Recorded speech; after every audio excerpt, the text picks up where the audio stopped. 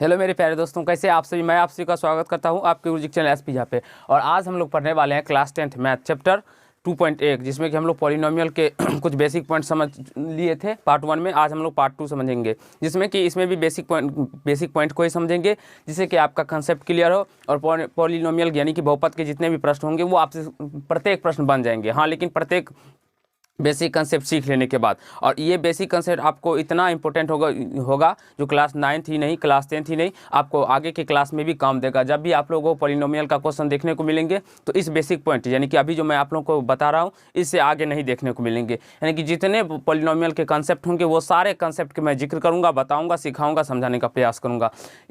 ऐसा नहीं जो केवल हम लोग क्लास 10th के ही लेवल का बताएंगे, इसमें हम आपको बहुत हायर लेवल का भी बताएंगे जो कि आगे में बताएंगे। तो फिलहाल इतना आप लोग तो वैसे जानते ही होंगे, लेकिन फिर भी एक बार एक नज़र से देखने का प्रयास कीजिए। तो इसमें सबसे पहले हम लोग जानेंगे जो बहुपद का घात यानी कि डिग्री ऑफ पॉलिनोमियल। बहुपद का घात क्या होता है या बहुपद के घात क्या होते हैं। तो सबसे पहले अगर बात करें हम लोग, और पार्ट 1 नहीं देखे हैं तो इस वीडियो के डिस्क्रिप्शन में उसका लिंक है, तो जरूर उसको देख लीजिए। उसमें भी मैंने बहुत ही अच्छे अच्छे कंसेप्ट बताए हैं। अब देखिए, बहुपद का घात में डिग्री ऑफ पॉलिनोमियल, किसी भी बहुपद में चर का जो उच्चतम घात होता है वही हमारा बहुपद का घात होता है। कोई बहुपद होगा, कोई एक्सप्रेशन होगा यानी बीजीय व्यंजक होगा, जैसे कि ये बीजीय व्यंजक है, सॉरी बहुपद है या बीजीय व्यंजक भी कह सकते हैं।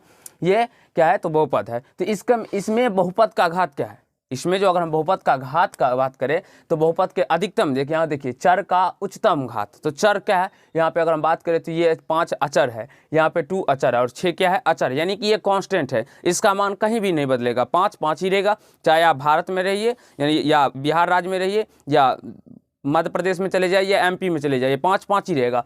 लेकिन ये क्या होता है, एक्स क्या होता है तो चर होता है। चर का मतलब हुआ इसका मान बदल सकता है।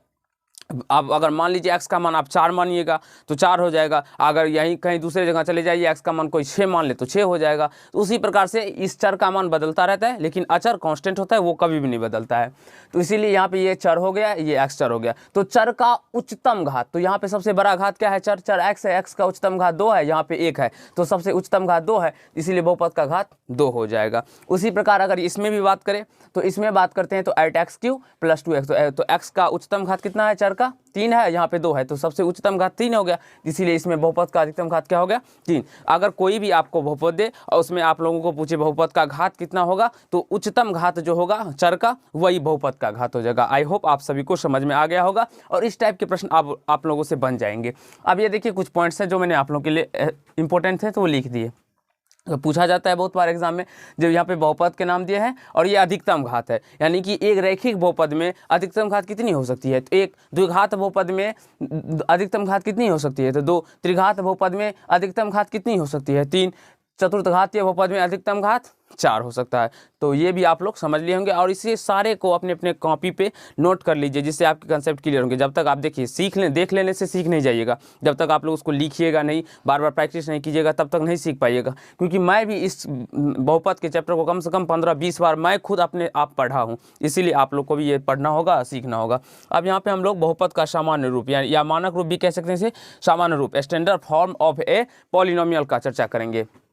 इसका सामान्य रूप क्या होता है, तो कई बार एग्जाम में तो डायरेक्टली पूछ दिया जाता है जो द्विघात बहुपद का सामान्य रूप लिखे या द्विघात बहुपद का मानक रूप निम्नलिखित में से क्या है, और 4 ऑप्शन दे दिया जाता है और आप लोगों से पूछ लिया जाता है कि ये क्लास 10th के नहीं और अपर लेवल के क्वेश्चन में भी जब छोटा छोटा क्वेश्चन पूछा जाता है तो ये छोटे छोटे क्वेश्चन पूछ दिए जाते हैं। अब बहुत सारे बच्चे तो प्रश्न बनाना सीखे रहते हैं, इसलिए उनका गलत हो जाते हैं। नहीं, प्रत्येक कंसेप्ट को जिक्र करेंगे, उसको समझने का प्रयास करेंगे। देखिए, रैखिक बहुपद का अगर सामान्य रूप का बात करें तो ax + b होता है। क्या होता है, ax + b, जहां a ≠ 0, यानी a का मान कभी भी 0 नहीं होना चाहिए। a अगर 0 हो जाएगा तो वो रैखिक बहुपद या एक घातीय बहुपद मेरा नहीं होगा। तो a का मान कभी भी मेरा 0 नहीं होना चाहिए। अब हम द्विघातिक का बात करते हैं, तो द्विघात का बात करेंगे तो उसका होता है, क्या होता है, सामान्य रूप ax² + bx + c, जिसमें कि a का मान 0 नहीं होना चाहिए। ये भी आपको याद रखना होगा, जहां a ≠ 0 हो द्विघात बहुपद में, ठीक है।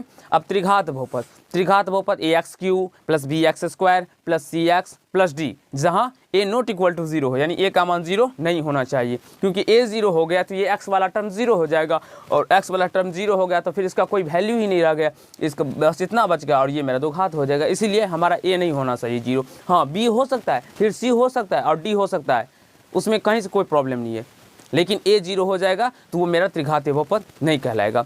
अब हम देखेंगे चतुर्थ घातीय बहुपद। ये बेसिकली नहीं पूछा जाता है, फिर भी हम लोग पढ़ेंगे इसको। ax⁴ plus bx³ plus cx² plus dx plus k। अब कांस्टेंट की जगह पे आप k भी लिख सकते हैं, m भी लिख सकते हैं, आपका मन जो लिखना चाहे आप लिख सकते हैं, जहाँ a ≠ 0, a का मान 0 नहीं होना चाहिए। तो आई होप आप सभी को ये स्टैंडर्ड फॉर्म यानी कि सामान्य रूप या मानक रूप समझ में आ गया होगा और कहीं से कोई दिक्कत या समस्या नहीं हुआ होगा। अब हम आप लोगों को बताएंगे जो बहुपद को हम कैसे पहचानेंगे, कौन बहुपद में है और कौन बहुपद में नहीं है। तो बहुपद को हम क्या सिखाएंगे आप लोग को पहचानना। तो कैसे पहचानेंगे, बहुत सारे बच्चे को इसमें कन्फ्यूज़न होता है, लेकिन आज मैं आप लोग को जो बताऊंगा इसमें सारे कन्फ्यूज़न को दूर कर दूंगा और कहीं से कोई कन्फ्यूज़न नहीं बचेगा, सारे डॉट्स खत्म। देखिए सबसे पहले इसको हम कौन कौन बहुपद में हो सकता है यानी कि है उसके बारे में जानते हैं। तो सबसे पहले देखिए, यदि किसी बीजीय व्यंजक में चर का घात, यदि किसी बीजीय व्यंजक में चर का घात पूर्ण संख्या हो, चर का पावर जो होना चाहिए क्या होना चाहिए, होल नंबर होना चाहिए, तो वो जो एक्सप्रेशन होगा ना तो वो पॉलिनोमियल होगा। देखिए यदि किसी बीजीय व्यंजक में चर का घात पूर्ण संख्या हो, पूर्ण संख्या क्या होता है, देखिए शून्य के साथ अगर प्राकृत संख्या हो, जैसे कि 0 1 2 3 4 5 6 7 8 डैश डैश डैश डैश अनंत तक जो होता है वो हमारा पूर्ण संख्या होता है। तो वह व्यंजक यानी कि वह एक्सप्रेशन क्या कहलाएगा, बहुपद यानी कि पॉलिनोमियल होगा। फॉर एग्जाम्पल का अगर हम बात करें तो यहाँ पे समझ सकते हैं 2x² प्लस 3x प्लस 6। अब यहाँ पे अगर घात देखे बहुपद यानी कि चर का घात देखे, यहाँ पे लिखे ना चर का घात, चर का घात क्या है 2 है, तो 2 क्या है मेरा पूर्ण संख्या है, तो इसीलिए क्या हो जाएगा पॉलिनोमियल यानी कि बहुपद में होगा। ठीक है, और यहाँ पे अगर बात करें तो यहाँ पे भी 2 है पावर में, तो ये भी बहुपद में होगा। यहाँ पे x में पावर 1 है तो ये भी बहुपद में होगा, तो यहाँ पे भी पावर क्या है 2 है, पूर्ण संख्या है। सारे जगह आप चेक कर सकते हैं, यहाँ पे पावर कुछ नहीं है तो 1 है, यहाँ पे पावर x पे पावर 0 है, यहाँ पे x पे पावर 1 है, यहाँ पे, यानी कि इस प्रकार के जो एग्जाम्पल्स आएंगे आपको देखने को मिलेंगे वो हमारे पॉलिनोमियल होंगे, बहुपद में होंगे। अब समझते हैं जो कौन कौन बहुपद में नहीं होगा, बारीकी से समझना है आप लोगों को। देखिए तो कौन कौन बहुपद में नहीं होगा, तो हम क्या लिखें यहाँ पे, देखिए आपको ये डिफरेंशन लिखना चाहते हो लिख सकते हैं, या आपके दिमाग में याद नहीं हो पाएगा तो इसलिए नोट कर लीजिए क्योंकि ये बहुत ही इंपॉर्टेंट है।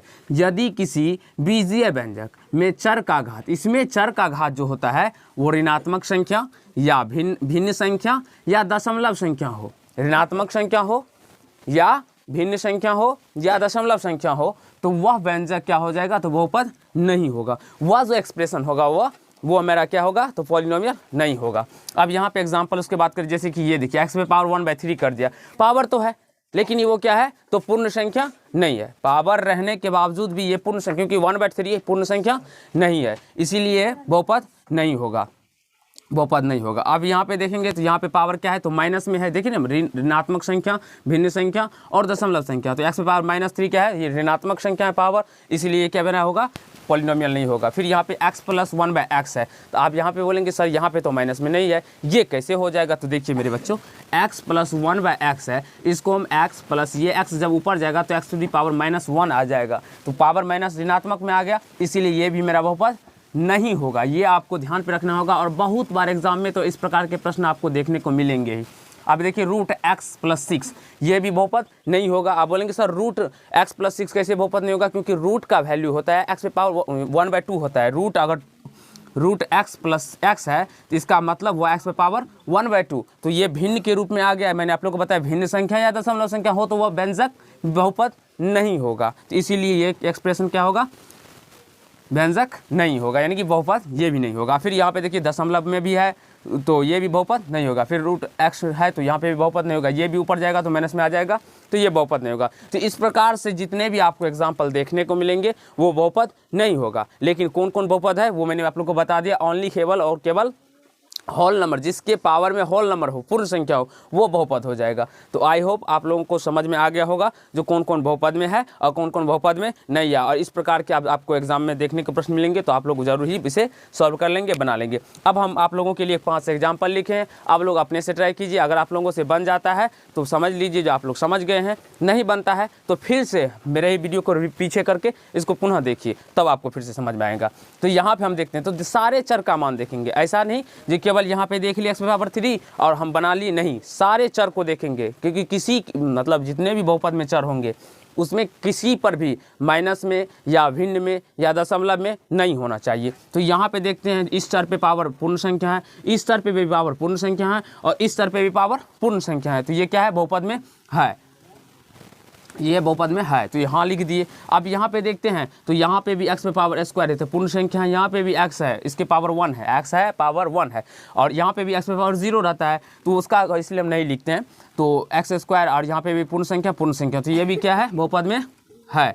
हाँ, अब यहाँ पे देखते हैं तो यहाँ पे x² है, ये तो पूर्ण संख्या है, यहाँ पे भी पूर्ण संख्या है, और लेकिन ये x जब ऊपर जाएगा तो माइनस में पावर आ जाएगा। अभी मैंने आप लोग को वहाँ पे समझाया ना, तो x पे पावर -1 आ जाएगा, तो ये मेरा पूर्ण संख्या नहीं है। -1 पूर्ण संख्या नहीं होती है, वो पूर्णांक होता है, लेकिन -1 पूर्ण संख्या नहीं है। जब पूर्ण संख्या का बात करें तो 0 1 2 3 4 10 अनंत तक, तो यहाँ पे -1 आ गया, तो ये बहुपद में नहीं है। और यहाँ से भी बात करते हैं, x पे पावर -3 है, यहाँ पे देखिए पूर्ण संख्या तो है, तो आप लोग सारे बहुपद के पद को चेक करेंगे, सारे चर को चेक करेंगे, तो यहाँ पे भी माइनस में, यहाँ पे भी प्लस में है, पूर्ण संख्या, लेकिन यहाँ पे पूर्ण संख्या नहीं है, इसलिए ये भी बहुपद नहीं होगा। तो आई होप आप लोगों को ये बहुपद के कुछ पॉइंट्स जो आप लोगों को समझने के लिए इंपॉर्टेंट थे वो समझ गए होंगे, कहीं से कोई दिक्कत या समस्याओं का सामना नहीं करना पड़ा होगा। तो अगर आप लोग को ये पार्ट अच्छा लगा तो वीडियो को लाइक कीजिएगा, कमेंट कीजिएगा, शेयर कीजिएगा, और चैनल पर नए होंगे तो चैनल को सब्सक्राइब करके बेल आइकन को प्रेस कर दीजिएगा, जिससे मेरे हर एक वीडियो का नोटिफिकेशन आप तक पहुँचता रहे।